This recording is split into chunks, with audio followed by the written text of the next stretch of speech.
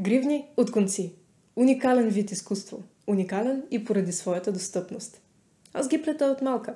От малко по-голяма показвам как се плетат.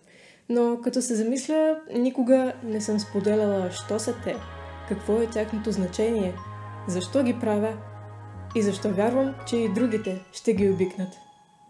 Плетени гривни на приятелството.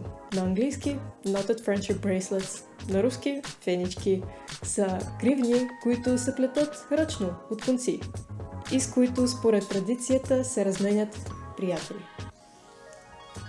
Историята им няма ясно установена отправна точка, освен вечната човешка любов към нещица с лично отношение.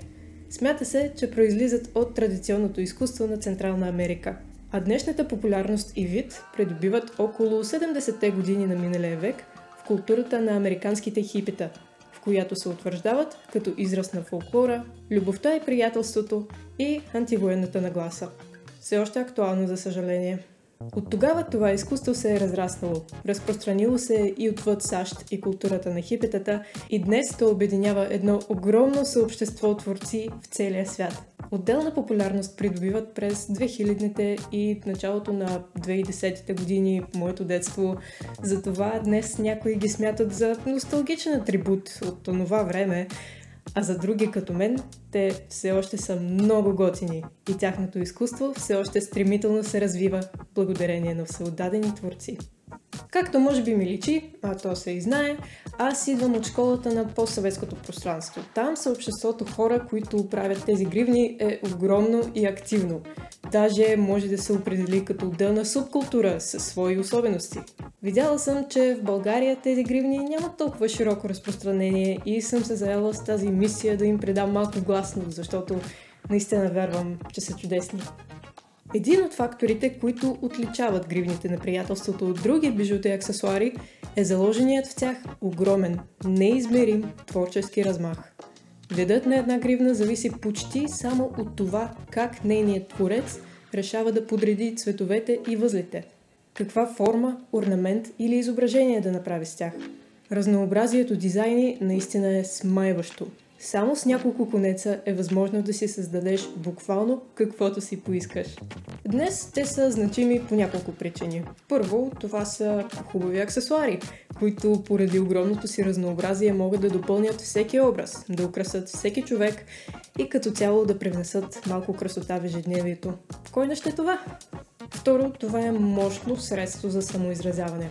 Отново, поради заложения в тях огромен творчески размах, е възможно да се създават гривни с всякакъв дизайн, който от своя страна да носи в себе си всякаква символика или буквално послание. Гривните с букви съществуват точно за това. Аз даже скоро съм решила за себе си, че ако намирам някаква идея или някакво изказване за много значимо за мен, толкова, че искам това да стане част от мен, няма да си правя татуировка, въобще не съм по тях, а ще си направя гривна и ще си я нося. Освен това, ако си имаш любим медиен продукт или личност, но нямаш бюджет за мърч, може да си го направиш сам. И трето, това е мирно и уникално хоби и е чудесен начин за задоволяване на творчески пориви. То развива сръчност, търпеливост и художествен вкус. Дори да не те интересуват изразяването на идеи или съставянето на модни образи, самият процес на плетене е нещо напълно самоценно. Аз, например, много рядко си ги нося, днес е изключение, но самият процес на създаване, оплитането на конците, реденето на възли е нещо, което ме увлича вече повече от 10 години и до някъде ми помага да се свържа със света. Всичко това прави това творчество много инклюзивно. Няма значение дали си хипи или не си, дали си рокер, домакиня, сдържан естет или фен на чуждестранни култури, как се представяш и какви са твоите интереси. Имаш ли желание, можеш смело да се захващаш да твориш и накрая да окичаш цялото си обкръжение, ако щеш.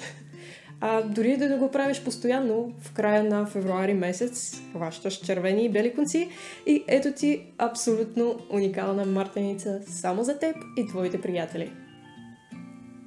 Сега се зачудих нещо, понеже още си тук, предполагам, че това представлява някакъв интерес за теб.